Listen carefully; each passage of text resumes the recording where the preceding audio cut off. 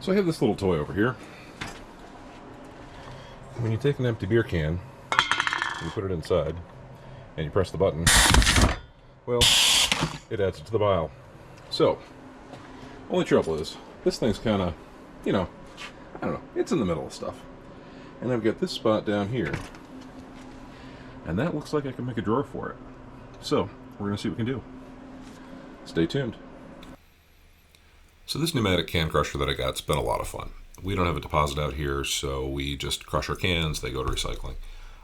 Trouble is, it drops them into like what's been a little box sitting next to the workbench. It's kind of in the way. So I set about really trying to figure out, hey, how could I stuff this at the workbench? So there's a relatively limited space. I need space on the top of the little box I'm going to build for the pneumatic ram, and it needs to have an opening at the top so that the cans can fall freely into it. But then it also needs to have enough room inside that I can build another small box or put a cardboard box in to catch the cans, so that they can get taken to recycling without having to try to pull this whole assembly apart. So there's some, sort of an interesting design here. It's kind of a 3-sided cabinet drawer rather than a 4-sided drawer.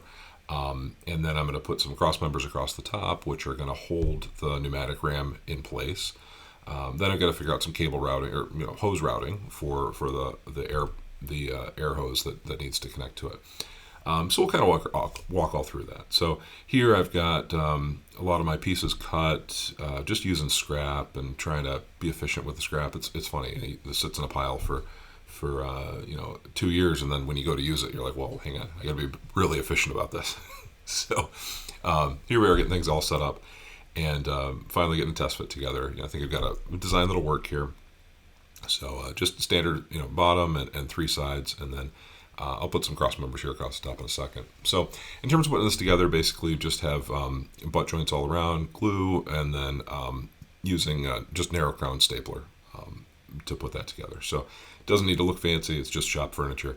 And but at the same time, as I go through and I start, sort of this cabinet building adventure, I'm trying to make my boxes square and my corners crisp at 90. And it turns out it's just really hard to do. Try your best, try everything and everything's just off by a little bit here and there. So I'm getting better, and the better I get with the tool setup, and the better I get with technique and knowing what matters and what doesn't. It's getting there. But it's been an adventure, and this is part of the reason I'm doing these small projects before I try to tackle something bigger. So here's the cross members going across. That hydraulic ram's going to get, I keep saying hydraulic, that pneumatic ram is going to get put on there. And here I am test fitting the drawer slides. Now these are relatively high-end drawer slides for this type of project. They're blow-up undermount drawer slides, which you'd find in like higher-end kitchens and stuff like that. But for this, I'm using these partly because I had a couple left over from another project, and more because I need to be able to attach these to the bottom of the workbench instead of to just regular like sides of a cabinet. A lot of the more common drawer slides that you see, they require you to like attach them to the side of a cabinet. And I don't have that luxury here because I don't want to add walls to this underside of the workbench. So here I'm getting everything put in. I had to put a little spacer piece up front because there was no front of the cabinet. And here I go installing it. So apologize for some of the stuff in the way here, but basically going in here and you can see I'm drilling through the drawer slide into the bottom of the workbench, and my drawer doesn't fit. So some literal head scratching here, looking at the plans, trying to figure out, and it turns out I was like 5 or 6 millimeters off. So I was able to pull that. By the way, I've started doing all my cabinet work in millimeters, and man, is that nice. Just if you ever have any doubt about it, just grab a millimeter tape measure from FastCap, and you'll never look back. So here I am moving the pneumatic cylinder over, and for this I had to basically redo how some of the valving was laid out. Had to make a couple trips to Hardware Store and talk to the nice guys over at Ace Hardware.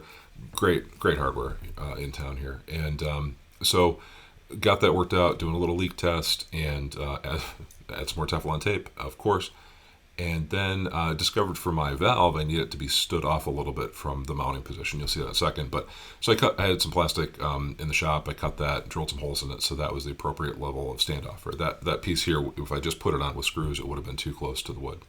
So here I am mounting up the pneumatic cylinder, and then working through some strain relief on the little air hose that's going to go to it. Air hose is like almost the same stuff you'd find in a ice maker for a refrigerator. All right, here we go. So we are retracted in. Got Had to spend a little time figuring out how the loops are going to work for strain relief on those.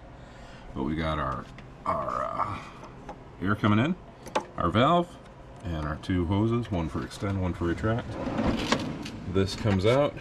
The hoses actually kind of make it want to go back in a little ways. And then this now works independent.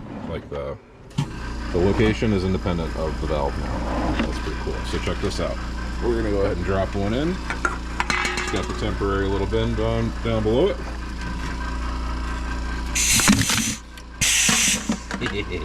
And away she goes. Look at that. Thanks for stopping by. Feel free to subscribe if you want to be notified next time I upload something. Good to see everybody.